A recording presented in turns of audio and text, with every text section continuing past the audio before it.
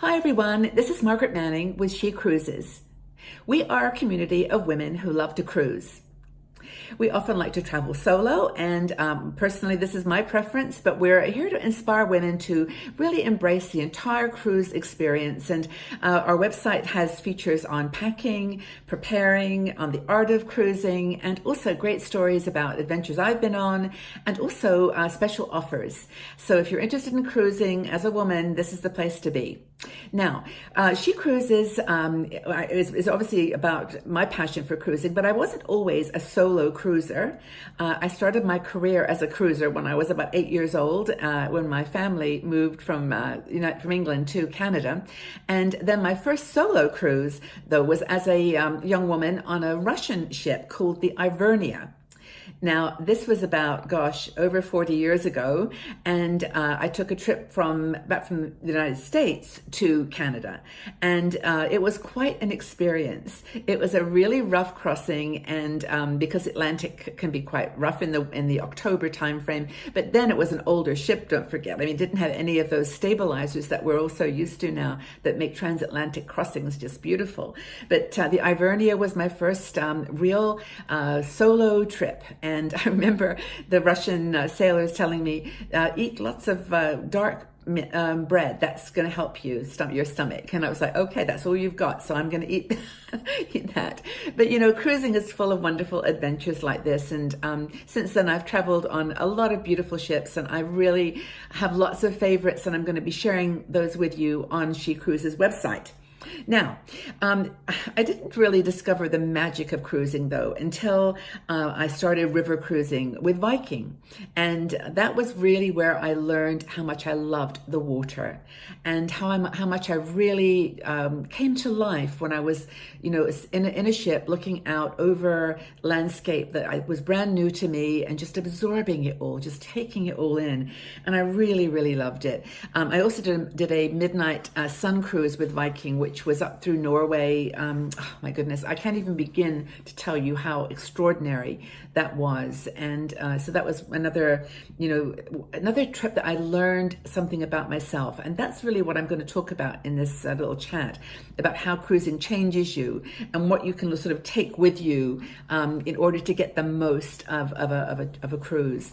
Another great cruise that I did was with Fred Olsen, and that was the northern coast of Spain. And it was so lovely. The Boudica was a great ship, and we had a lovely time.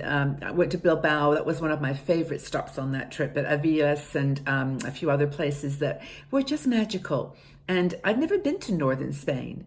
And that's kind of the magic of cruising, is you open yourself to newness all the time. You develop, a lot of different, you find places in your heart and in your personality that cruising brings out. And every single one of those three examples I gave you taught me something new. So what are these 5 things that you can take with you? And the spoiler here is you can't put any of them in your suitcase, right? There are things that you just take with you and that amplify the cruise experience.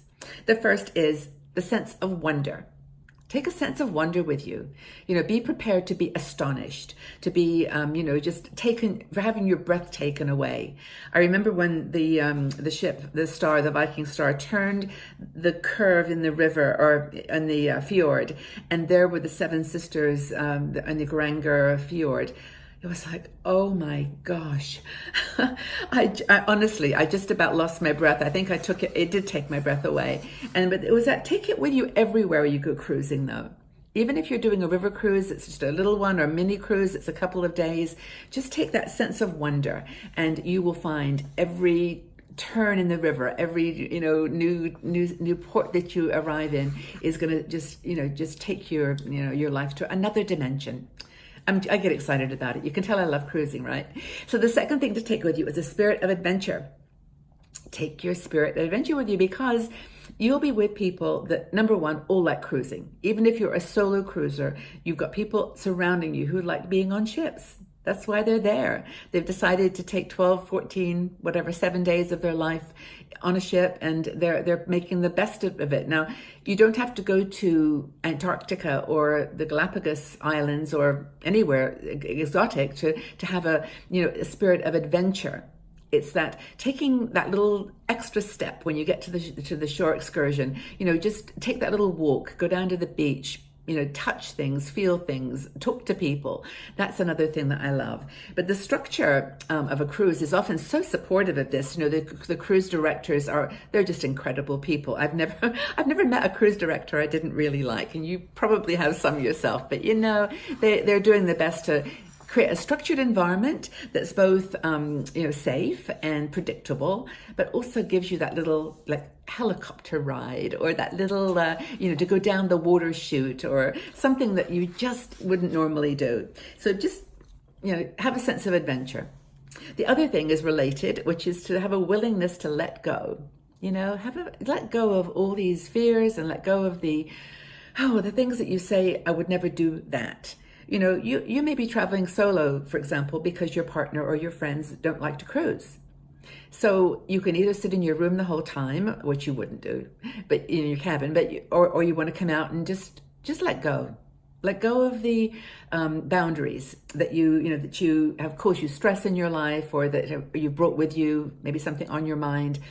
Maybe you're making a decision, or you're trying to let something go. Let it go. There's a song there, I know, but anyway, let it go. And have that willingness to let go. Another thing that I always suggest that people take with them on a cruise is an openness to kindness. I actually, to be honest with you, on all the cruises I've been on, I have always met, for the most part, really lovely, kind people. I mean, maybe it's because I'm kind and as a person, I think just by nature, and I just, I look for that in people. And that's maybe the secret of being kind, is to, even if you're a solo traveler, to just sit down at the table, a different place every night, meet new people. Don't feel like you have to get into a routine just to keep it predictable. Just let those moments be special, and give yourself opportunities to be kind. I think it's really cool. The intimacy of the sea. I honestly believe that is the case, that the intimacy of the sea can really help you to go deep. There's something about that moment of just standing on the deck and feeling quite vulnerable, looking out over the ocean or the rivers. They can be quite awe-inspiring too. And just kind of find that place with other people where you can be nice to each other.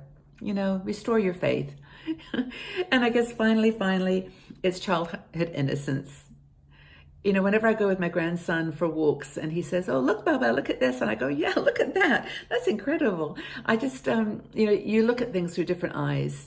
And I think that when you're on a cruise, you are just really bombarded with new experiences. Unless you cruise that same direct route every single year, you're going to see new things. And it's just having that little childhood awareness of wow, that was really amazing. And, meaning it, and not just oh yeah, that was another castle, or that was another whatever. It's that's a really interesting castle. See it through child's eyes. Pretend that you're seeing it for the first time. So I think add to that a positive and flexible attitude, and you're going to have a great cruise. You're just going to have a fantastic time with those 5 things packed away in the little suitcase in your heart, and just enjoy yourselves.